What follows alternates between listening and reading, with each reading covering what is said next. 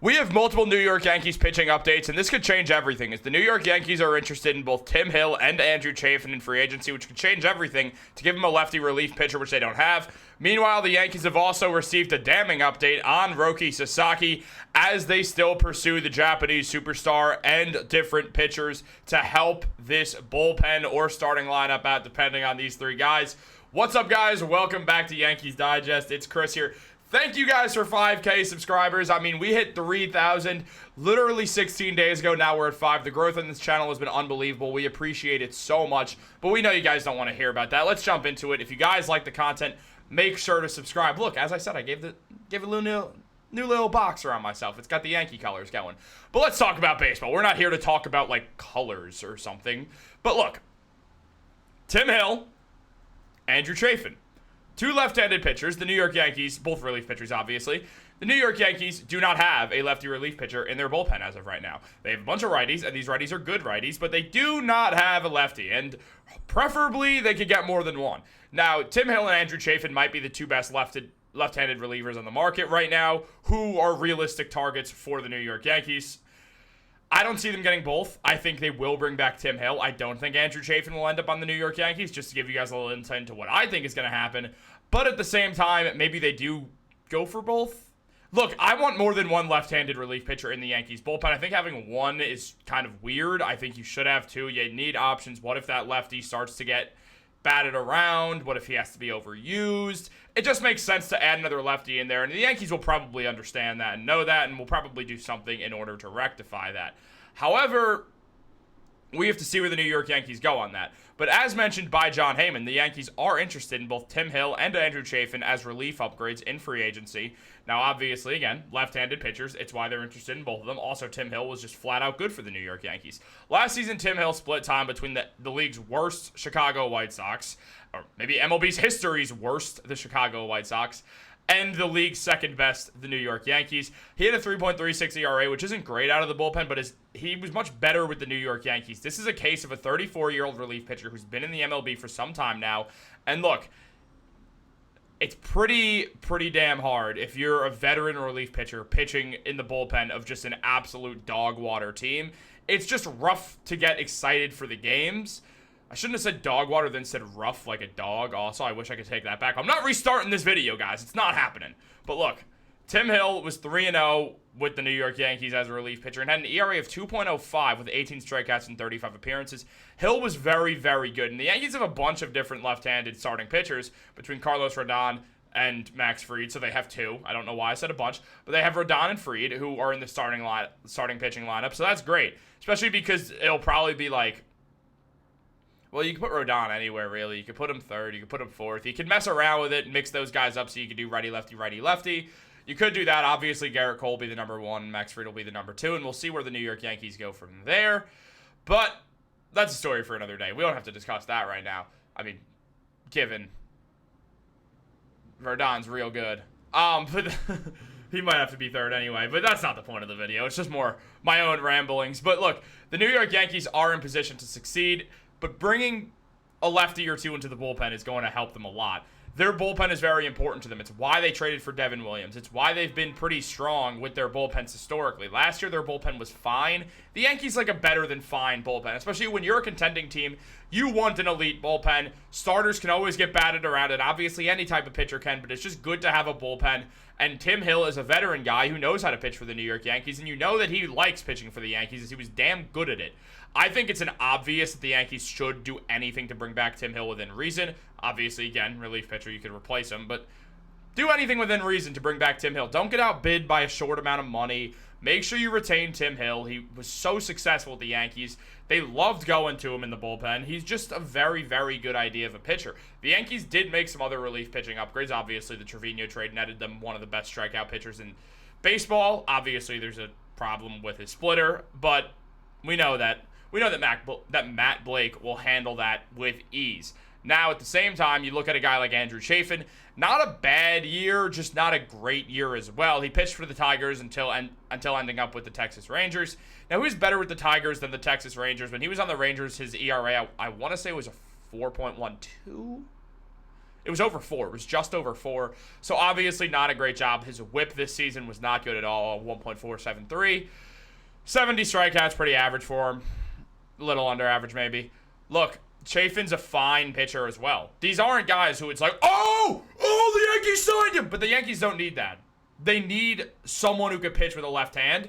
And the way that Tim Hill has succeeded with the Yankees before, to me, he seems like the obvious choice. Now, all that being said, I do think that Andrew Chafin is someone the Yankees will probably give a good look into. Chafin and Hill both will have other teams interested. There's only so many left-handed relief pitchers in free agency every year, so the New York Yankees will be looking at multiple guys.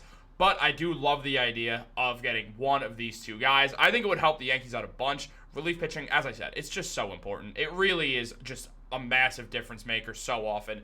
And we know the Yankees care a lot about their relief pitching, so I believe we'll see Tim Hill signed, Andrew Chafin less confident, so I will want the Yankees to find another left-handed relief pitcher somewhere. Maybe if you can trade Marcus Stroman, hopefully net back a left-handed relief pitcher or something. I think that'd be nice for like a nice base runner or something. You're not going to get anything real for Stroman, so that's why I'm not really shooting for the stars right here. Still shout out Marcus Stroman for just being the dude.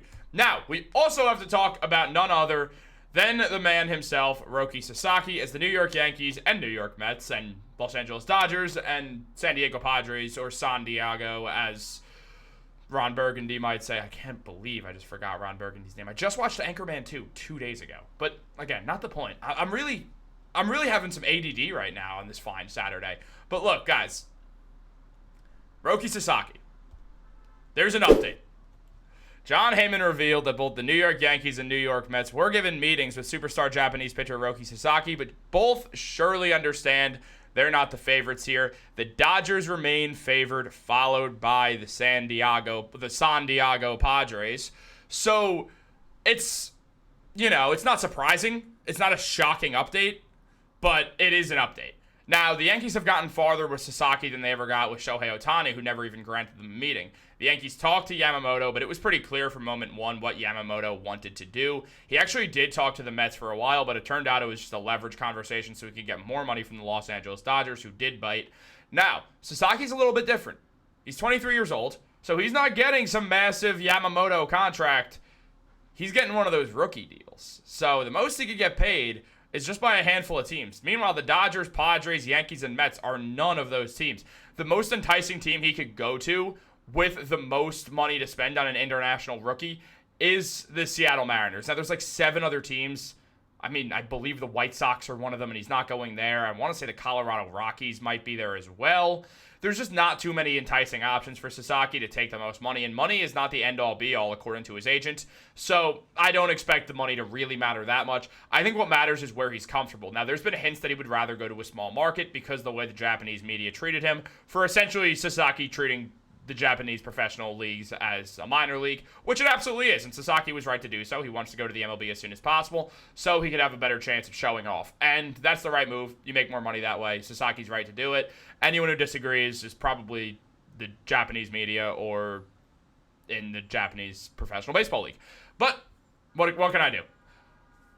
Sasaki on the Yankees would be absolutely downright disgusting. Like, that would just be absurd. It would be so good, and the Yankees still do have a chance. Heyman didn't say the Yankees are out. They're just not the favorites. Now, I do think he's going to end up with the San Diego Padres because the Padres have Yu Darvish, Sasaki's idol. The thing is, his other idol, Masahiro Tanaka, is a diehard Yankees fan who obviously pitched for the Yankees for 7 years and obviously can use his pull to try to turn Sasaki towards the New York Yankees, who have had success with overseas Japanese prospects, such as Hideki Matsui as well. There's real-world scenarios where Sasaki does opt to not stay in the Pacific market because he did not have the greatest experience with the media out there, especially when there's a whole lot of Japanese spotlight on the Los Angeles Dodgers for having both Yoshinobu Yamamoto and Shohei Ohtani. It would make sense that maybe Sasaki doesn't want to deal with that, or that Sasaki, on the flip side, wants to play with his peers and just signs with the Dodgers and no one has any fun. Now, that would suck for so many reasons. The Dodgers just get everyone. It's really, really annoying. Unsurprisingly, re-signed Teoscar Hernandez. It sucks because they just have everyone who's good. The Dodgers are a real bummer, and they show why baseball needs a salary cap. Now, this is one of the salary cap loopholes that the Dodgers could use, but that's a bit different. I hope that he goes to anywhere but the Dodgers. I obviously want him on the Yankees, and if he went to the Mets, that would be annoying because Mets fans would be annoying about both Soto and Sasaki. But it's better than him going to the Dodgers. The same thing as him going to the Padres is better for the Yankees. That's a National League team in the NL West. The Yankees will hardly ever have to deal with Sasaki in general for the 7 years that Sasaki's under the Padres' protection. So or under the Padres' control, I should really say. So it's less of an issue. Now, the New York Yankees should still go all out for Sasaki and do whatever they can, including bringing in Tanaka in order to try to get Sasaki here. It'll probably be a failed effort, but they should go all systems go, because if you do that and you get to trot out a pitching rotation of friggin' Garrett Cole, Max Fried, Rodon, Sasaki, Schmidt, I mean, that's just so good, man. They got to do what they can to get him. I don't think they will, but it'll be worth attempting for, and I do hope the New York Yankees can figure this out. However, I'm not betting on them. Guys, let me know what you think down below. Do the Yankees have any chance at Sasaki? Do you want Tim Hill back? Do you want Andrew Chafin in general? How many lefties do the Yankees need in the bullpen? Let me know down below. I'll be sure to answer you guys. Again, thank you so much for 5,000 subscribers. I know in the grand scheme of things it's not too many, but it really does make our day here at Yankees Digest. Me, Kirk, Ugo. It really is one of the great things to see that people are enjoying the content we put out. It means the world to me that this has been successful. It's so fun to do, guys. It's so fun to interact with you guys. Again, thank you so much. I really do appreciate it. Y'all need anything more from me. Have a great day. Go Yankees. Go watch some other YouTube video now.